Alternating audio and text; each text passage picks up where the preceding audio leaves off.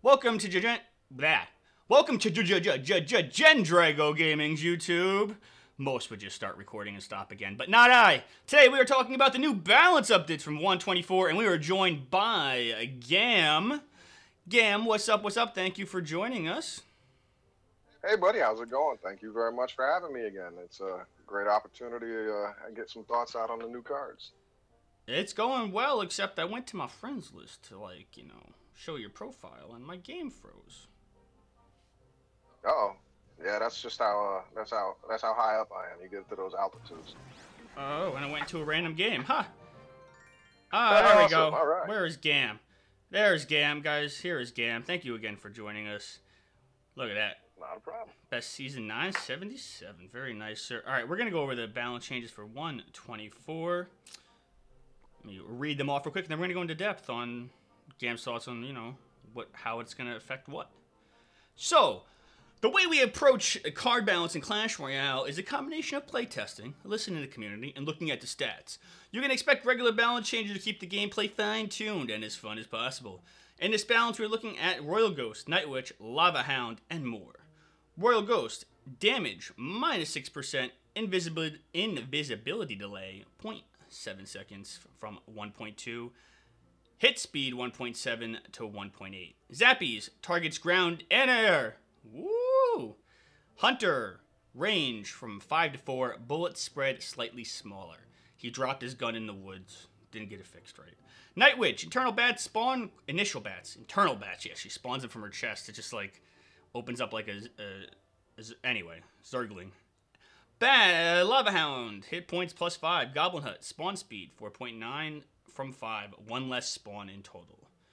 That one less Spear Goblin is gonna go say hi to Larry and make friends with the Larry. Mini P.E.K.K.A hit points plus 7%, Lumberjack hit points plus 7%, Mortar minimum range up 1. All right, let's start with the Royal Ghost.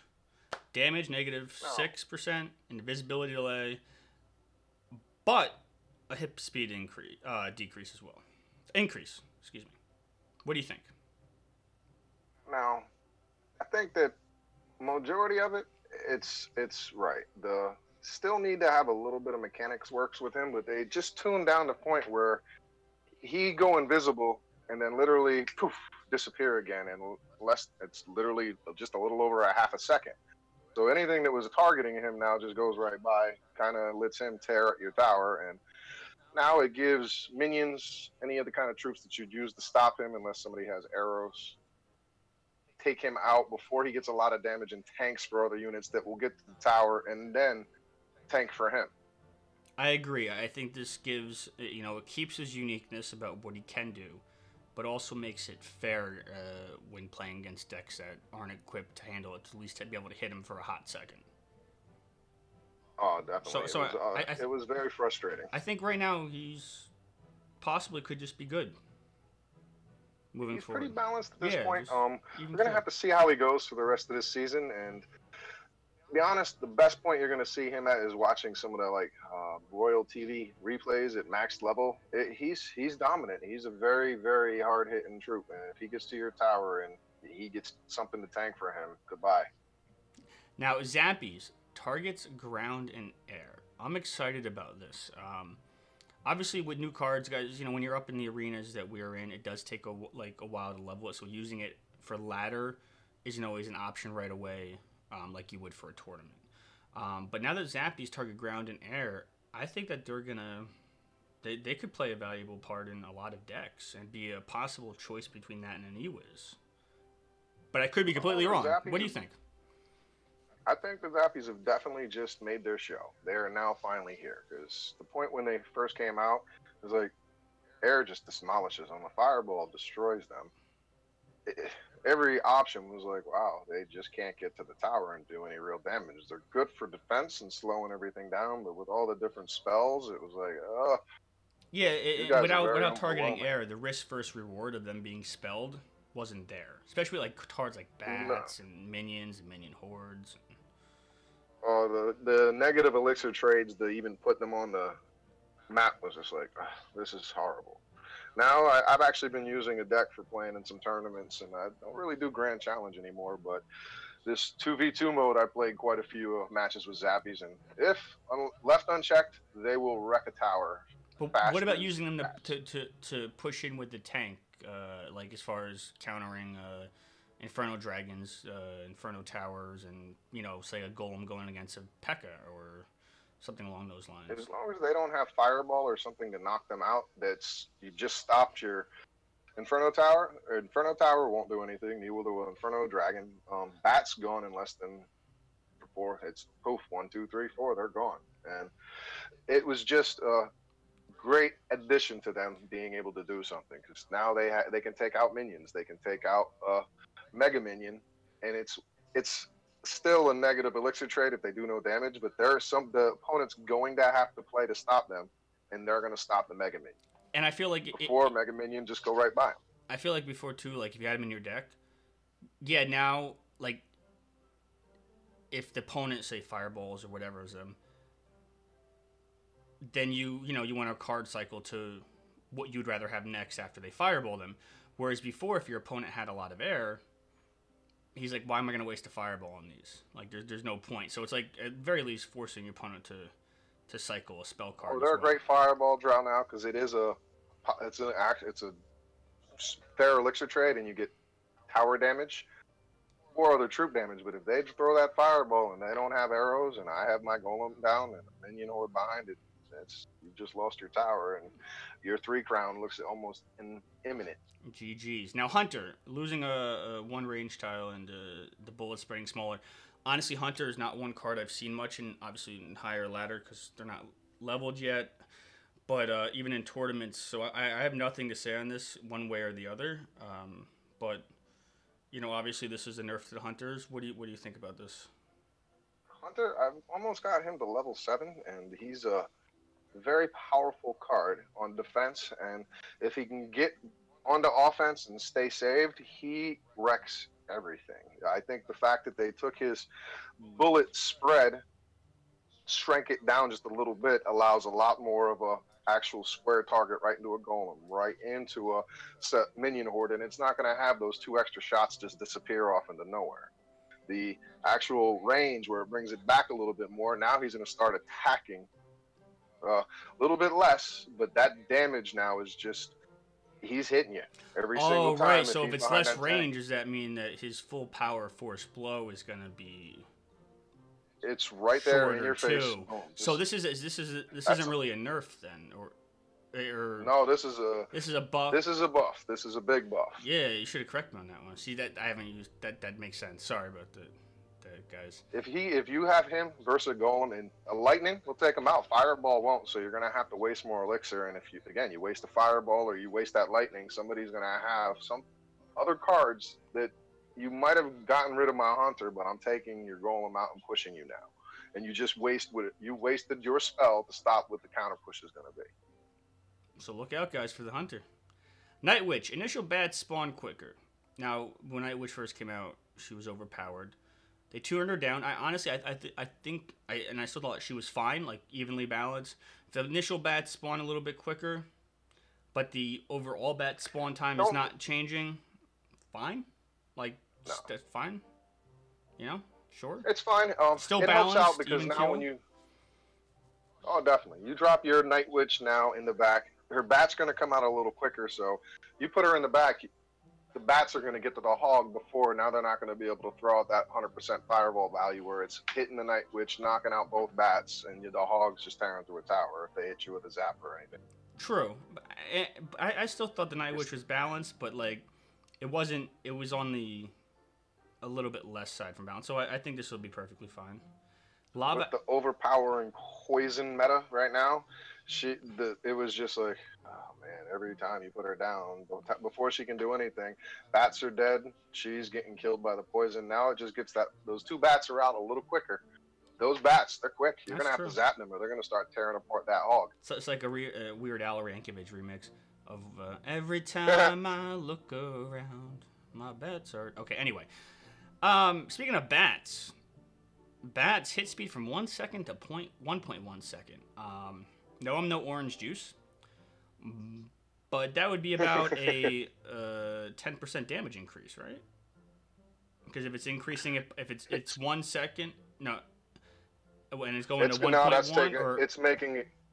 That's going to be the reverse. It's slowing them down just a little Oh bit. wait, yeah, sorry, my brain's all mixed up. So it's gonna be Uh, like a uh, slight damage nerf. My apologies.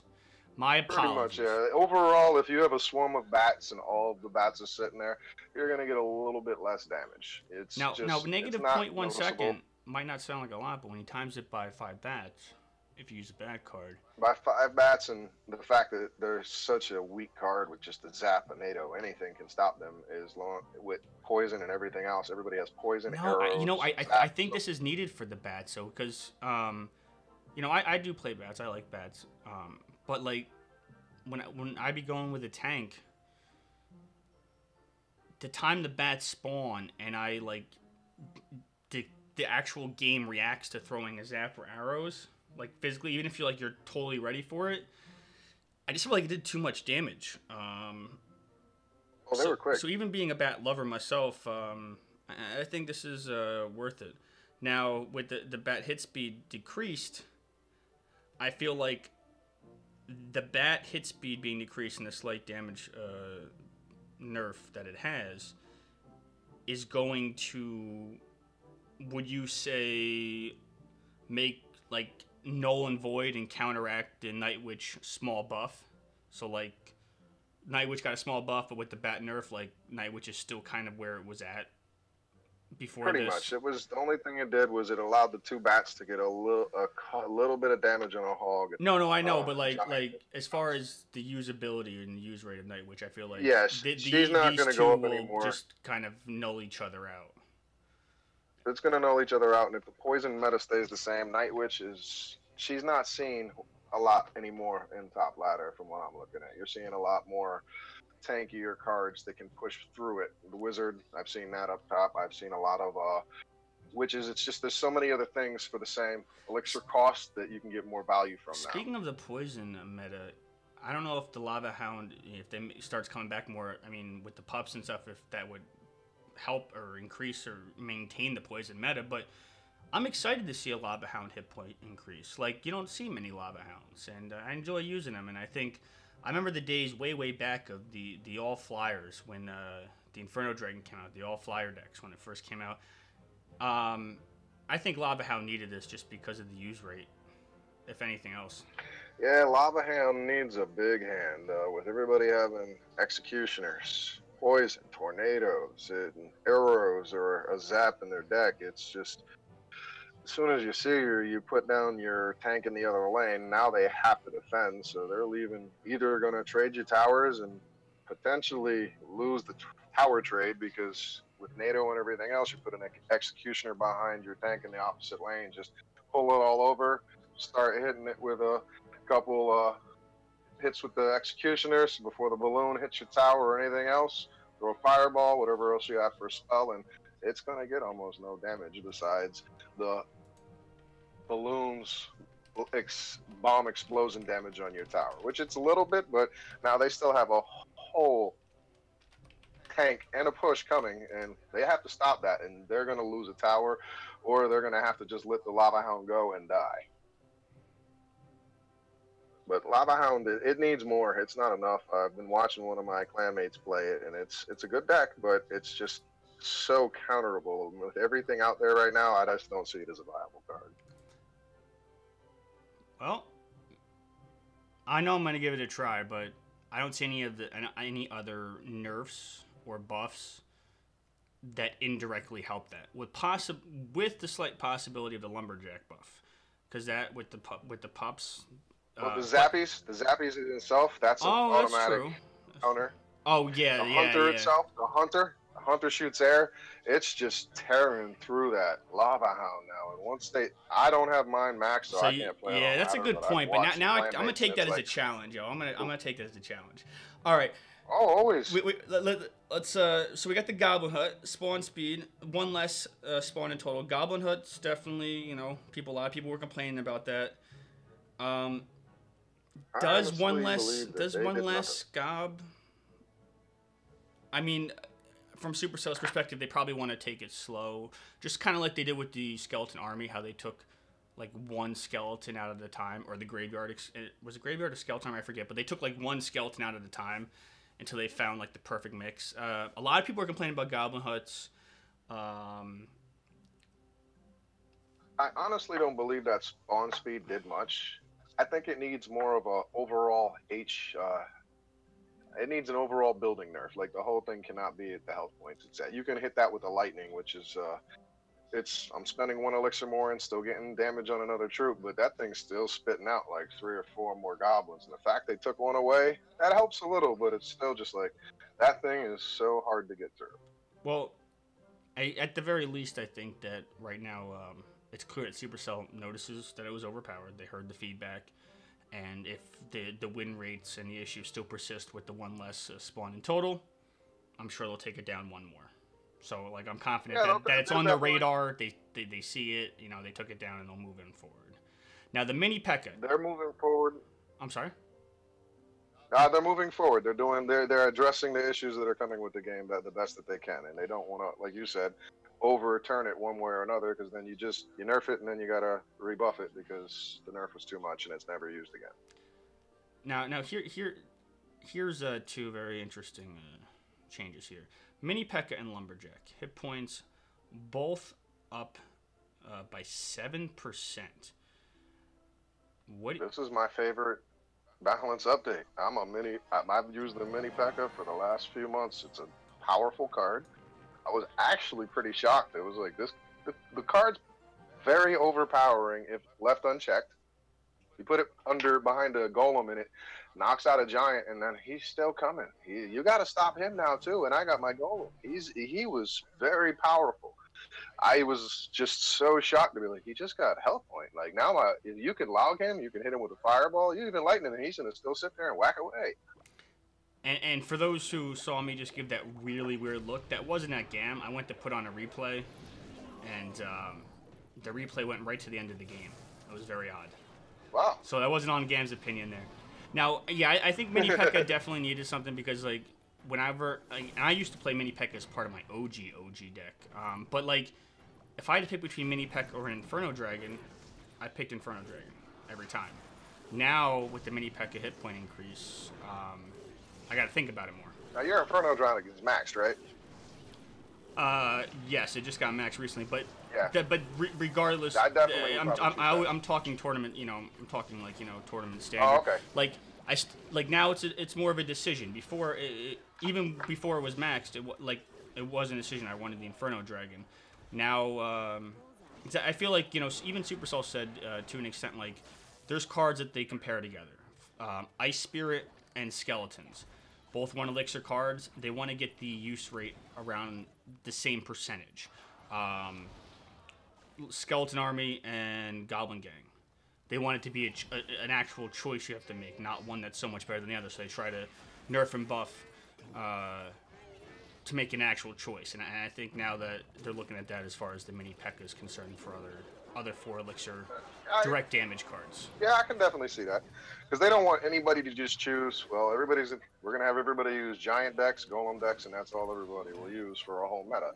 That's going to get boring, stale. And clearly they saw that with the Lava Hound, because nobody was using it. It was rare. Yeah. That was a deck that you only seen in tournaments and nothing on ladder, and it was still very, just like I said, very counterable. But the Lumberjack, this was a good one. He needed something. He did. He did. He needed it. It was like before, like, man, I just wasted 4 elixir, and he didn't even make it to where I needed the range. He chops wood all day and got no love, and now the Lumberjack Association is finally being appreciative of all his hard lumbering. He can actually, he's earning his pancakes now. Yes. I think the 7%, will he still die to a tournament standard? No. He'll survive. No. I'm no OJ as far as I don't know, each card how much more you survive, but 7% more. 1, it's an extra shot on the tower. 2, more chances that he gets to where he needs to be before dying, for the the rage to go off, and you don't want it to be, you don't want it to be like it has to be a risk, right? Because you're getting if it's unchecked, a powerful card. plus a rage, so there has to be some kind of risk to it. But before, it felt like the risk versus reward just was way on the other side of the table. With every other card that was 4 elixir, he was just not something that anybody wanted to look at. Kind of like what you said about the mini P.E.K.K.A. Burst and Inferno Dragon. It was like, I'd just rather spend 2 elixir for a rage because I can put the rage where I want it. Right. Right, and maybe rage will be next to get some love too, because that's the topic for another day. Yes, sir. And the last one, the mortar tile decrease. Right? I'm sorry, I don't have the notes in front of me. It's 4.5 to 3.5, right? 4.5. Correct. Now this would be a great question to ask Woody, because like I don't know anything about. I barely play mortars, but does this affect I'm now? not a mortar player. If you're looking at the field, and I have like where you normally put a pump in like in the middle, or if you put it just a tile or two higher, and they can how they can mortar it from the river. Yes. This would mean that my mortar's now safe for the full tile, or my pump's now. Your pump is not safe. It's still going to hit you at its maximum range. This is more like saying you put down a giant, and now before you put down the giant's not going to do much to stop the mortar from hitting your tower, because as soon as it gets within 4.5 tiles, it's going to target that tower. You need something else to stop it. And there was you had to put everything so close to the bridge to stop it that they were able to hit you with a Mega Minion or anything else, because you're trying to target that mortar before it hits your tower. Because every shot's a fireball. Like 3, 4. It's like so much value for. But the mortar's actual shot range was lowered by a tile, correct? No, the maximum range stays the same, so it will still hit you from where it was. It will still hit your pump. It's just while the tanks are coming up, you put your tank down near your tower so it targets your tank. It's going to keep targeting that, and you're going to be able to so it'll be able to come closer to the mortar before the mortar targets your tower. Bingo. I see. This has made golem decks and giant decks and it was already hard for the mortar. Now you have giant and golem you're going to keep hitting me. This doesn't hurt. It's like getting hit by a flea. And now I've seen a lot of mortars recently, actually. The mortar is a predominant card. Very, very, very versatile. Very quick to cycle to. It's a very tanky card to be able to just put down a knight and 2 archers behind it. This was a needed nerf. They needed to knock it down just a little bit, and I'm seeing that it's done a lot. It's a lot more competitive now versus mortar. I've seen it with replays I'm watching in my clan. It's not as hard to defend versus now, because they can cycle all they want, but as long as I have a troop that I can put down while my tank is there, I'm going to hit you, and you're not going to start hitting my 3 musketeers. You're not going to hit my night witch. You're not going to knock out whatever troop I put behind the giant, so I have nothing else left as I'm trying to push the tower. And I think it makes it fair, to be honest, because like, for those who know Gendrago special too, like I have a golem, but the rest of my cards are all air. So as soon as my golem got up to that mortar, it would just start pounding on my tower again. So I feel like this will make it even keel. It's not a card breaker. It definitely was a needed check. Yeah, it's not breaking the card by any means, but it's I think it's right where it needs to be. So overall, I give this balance update, like, there's not one thing in this balance update I didn't agree with or think it was needed. And I don't think there's anything that I really want out of balance that they haven't done yet. I'm hoping moving forward they'll have some maybe direct or indirect nerfs or buffs to continue to make the Lava Hound an actual, Lava Hound decks a little more playable. But, this is like step one, they're doing it in turn. That's step one. The next thing I need, I think they really need to anything you disagree with this balance change? The only thing I do disagree with is that they did nothing to poison. But that's what I was going to say next. Like, if you had one balance change you would add, what would it be? I would have had just taken poison and just decreasing the damage a little bit, making the effects a little slower or something, because it's just right now, if you put down a push with a graveyard, put down a poison, that graveyard was useless. So if you spent more elixir and you know what I'd like to see? Let me piggyback on that. Poison a little bit less damage, but bring back its stickiness. If you guys remember back in the day, poison actually slowed troops. Oh my goodness! Please no, that was the. But that was the point of it. It made it special. Well, maybe we'll disagree on that one, but That's when, yeah. As I say, I will tell you, I was a giant poison user, and I got so many 12 wins. It's how I maxed my account. I thought it was dirty because it was almost unstoppable. It was like you put this poison down, everything that's trying to stop it's like in just the Matrix mode. Help me! And it's like my giants got to your tower, and I didn't even have to do anything else. you know, guys, in the comment section below, let us know what you think. Do you think poison's good where it's at? Do you think poison? Do you agree with me? Do you think poison should have a damage nerf but bring back its stickiness? Or do you agree with Gam, just a damage nerf and stay away from the stickiness? Gam, I want either some hashtag poison love or poison hate. Let us know in the comment section below. And Gam's information will also be in the description. And thank you for joining me, Gam, on another. Hey, thank you very much. This was awesome. I enjoyed it very much, and hope to help you out at some other time. You are always welcome, my friend. Guys, if you liked the video, please like and subscribe. If you didn't like the video, sorry, no refunds. I always tried to come up with a joke at the end of every one. I had nothing for that one. I was too busy thinking of poison. That's good. No refunds. That's it. No, but thanks guys for joining us. No soup 1 year. Much love. Peace.